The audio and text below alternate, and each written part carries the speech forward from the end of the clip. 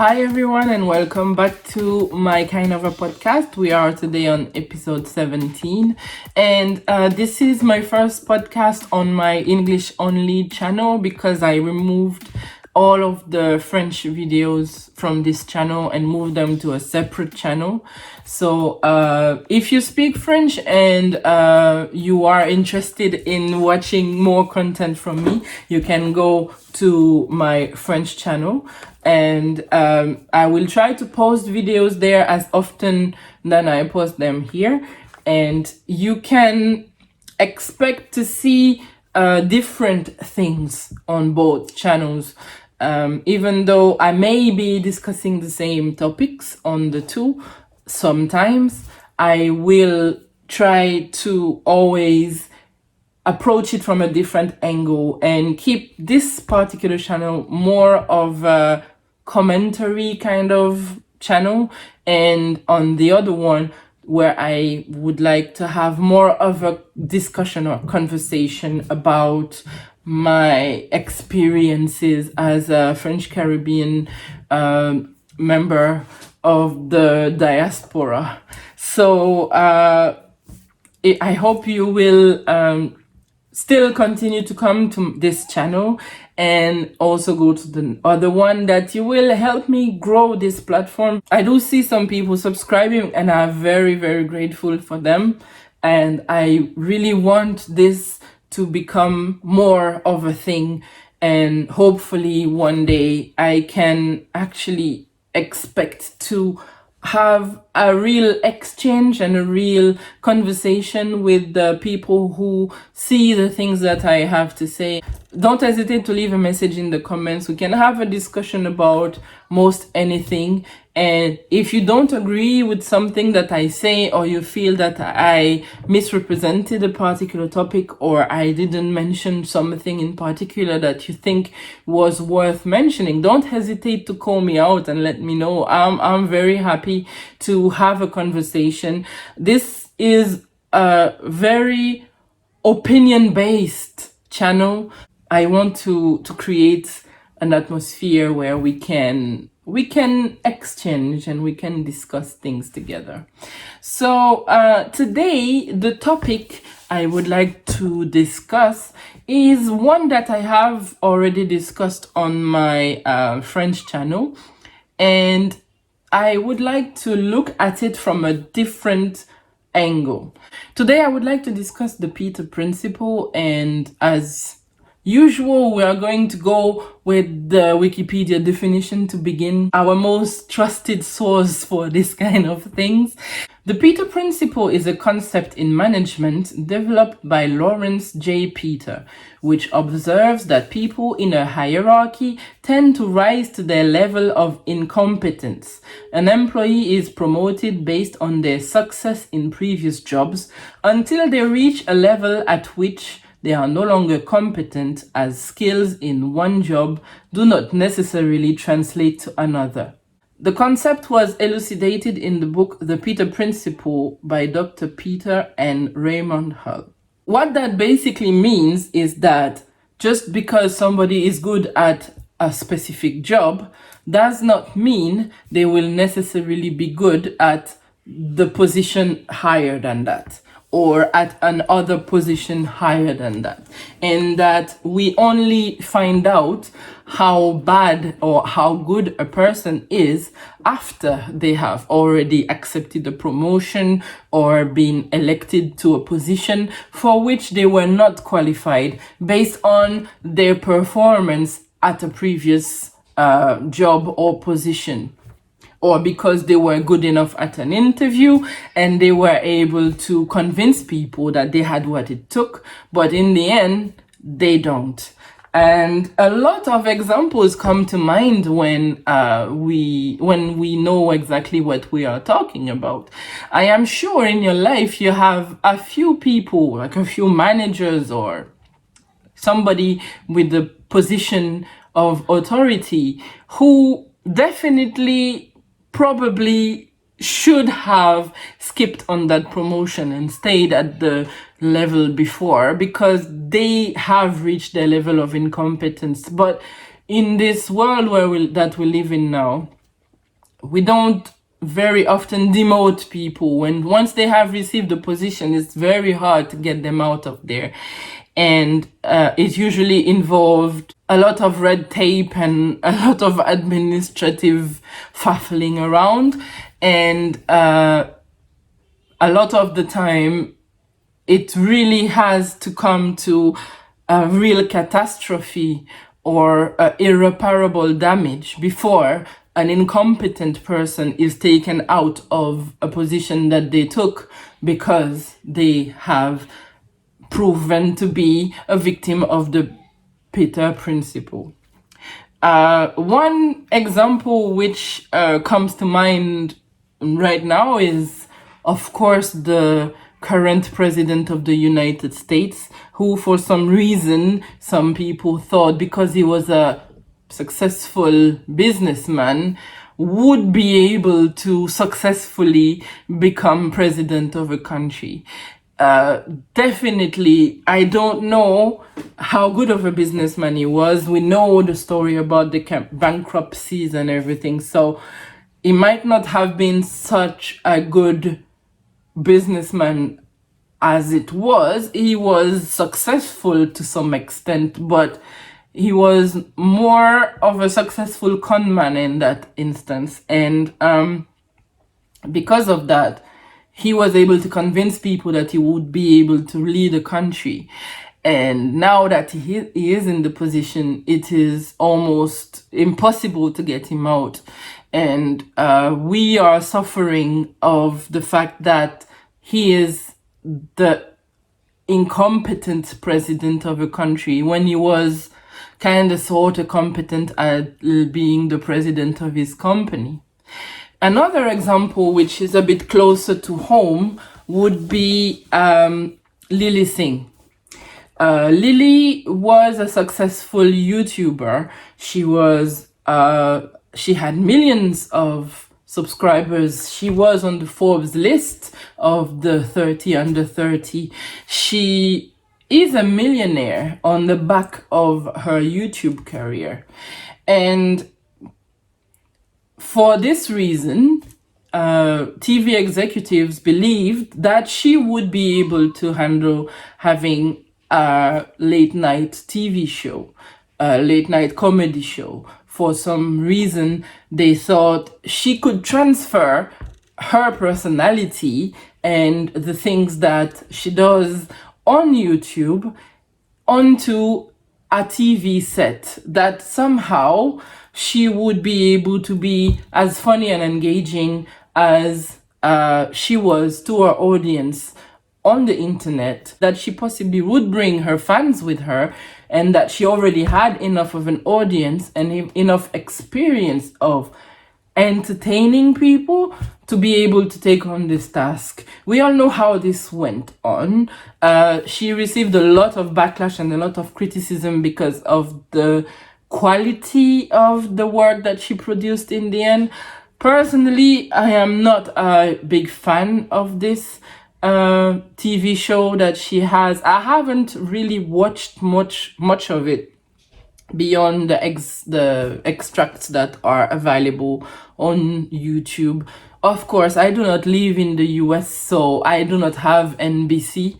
And I have to say, a lot of the criticism she has received, which she has labeled hate, is very well backed up with the facts of the things that she has done.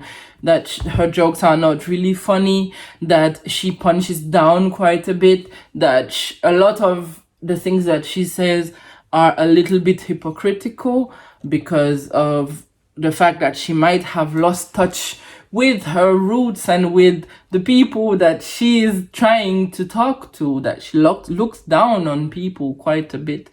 And because of the fact that YouTube and the internet doesn't attract the same kind of audience as late night TV, her skills on the back of her successful YouTube career didn't transfer into a successful first season of a late night TV show.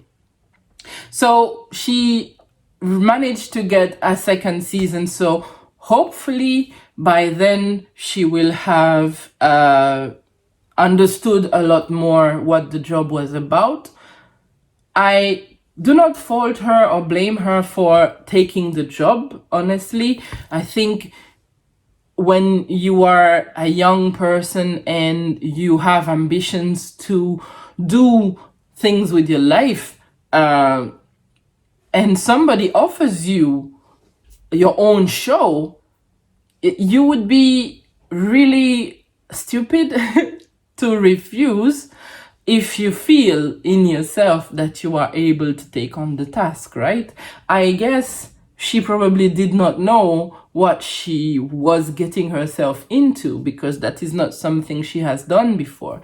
She would have had maybe to have been more of let's say stand-up comedian, or to have done more improvisational theater or something like that, to be able to pull off an hour of off the cuff comedy and back and forth with her audience and her and her guests.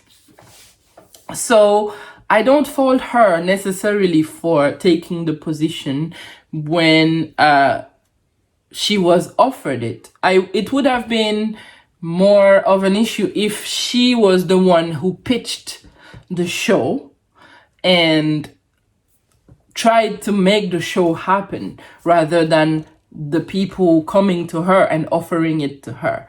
If she had been the one who pitched the show to NBC, which I don't believe was the case, then I would have been a little less forgiving, because in the video that she made to announce the second season of her show, she mentioned that, oh, that's something I have never done before, and it's a learning curve and blah blah blah. It was the same when I started to make YouTube videos. I was not the same. I was not as good by the end than I was at the beginning, etc. But the thing is, when you are doing a YouTube channel, you are on your own, doing it for yourself, for an audience that does not know you, doesn't have any expectations of you, and is not being advertised that much what you have to offer. So the way that you gain an audience is very organic, in the sense that it is not necessarily a marketing team and ploy for this to happen, right? And there are a lot of YouTube channels that do not make it big, like mine hasn't, and I don't know that it ever will. But you can tell that a lot of people try, but very few succeed, even though we have plenty of channels with over 100,000, a million, 2 million subscribers. Very few YouTubers make it big, very few comparing to the amount of them that exist can make a living out of being on this platform. So when you say that your TV show wasn't great because it was a new thing and you are learning to do it, I have to say you should have known what to do before you got the job, right? And this is something that I think a lot of us, including myself, need to work on, is to be very aware of your strengths and weaknesses, to be very cognizant of what are the things you can realistically do and what are the things you will absolutely struggle with. And when considering the next step in whatever it is, whether it is a job or going into politics or becoming the secretary of your book club, think very long and very hard about what the job entails. If you have the skills required to do a good job. And even if it is a very tempting offer and it is a very prestigious position and it is going to launch you into something bigger and better and more beautiful or lucrative, really think about what is going to be the trade-off if you are not actually better off staying where you are for a little while more, working on the skills that you think will be required if you were to take the leap later on, before jumping into taking on a task that you're not really suited for, just for the prestige, just for the, glory. Because if you hype yourself up so much that you are given this position and you believe in yourself that this is something that is owed to you and that is something that you've earned somehow, you will fall from very much higher than if you took more time to prepare, to make sure that this is what you want to do and that this is what is right for you. In a way, I would expect somebody like Lilly Singh to be able to hold her own in terms of having a TV show if she had been, for example, holding a chronicle in an existing show before, like a lot of late night, actually, like pretty much all of the late night TV hosts have before. They were part of a show and then they learned the skills so that they could branch out into being the headliners. And this makes more sense than launching yourself at the top without having had a taste of it, without having had a feel for it. And there are a lot of YouTubers who have been holding short chronicles in existing shows. I would expect them to be able to hold their own at the head of a TV show. Same for the President of the United States. Maybe if he had been holding a different type of political position before, if he had been an advisor for the White House, or even if he had been a mayor or a senator or anything like that before he was elected president. As you know, most people who become presidents have been career politicians. They have held positions within the politics of local communities or state or whatever before they are entrusted with leading a whole country. Just because you're good at something does not mean you will be good at something better. And it is something that we should all really be thinking about when we decide to move on with our ambitions and with the progression that we would like to make in our life. So this is what I wanted to talk to you about today. I will try to post more often.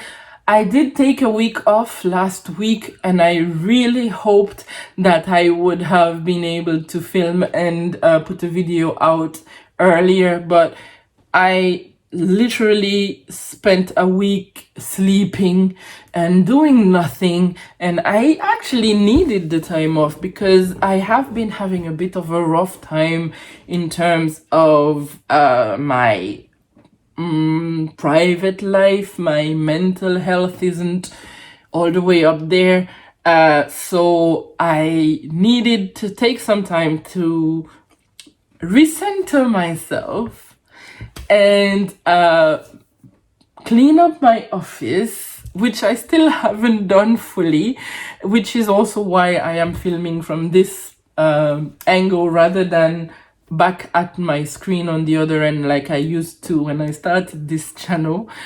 So hopefully next time that I come here, I will be able to film a couple of videos in a row. I might do a few voiceover videos as well on to continue with my AliExpress series.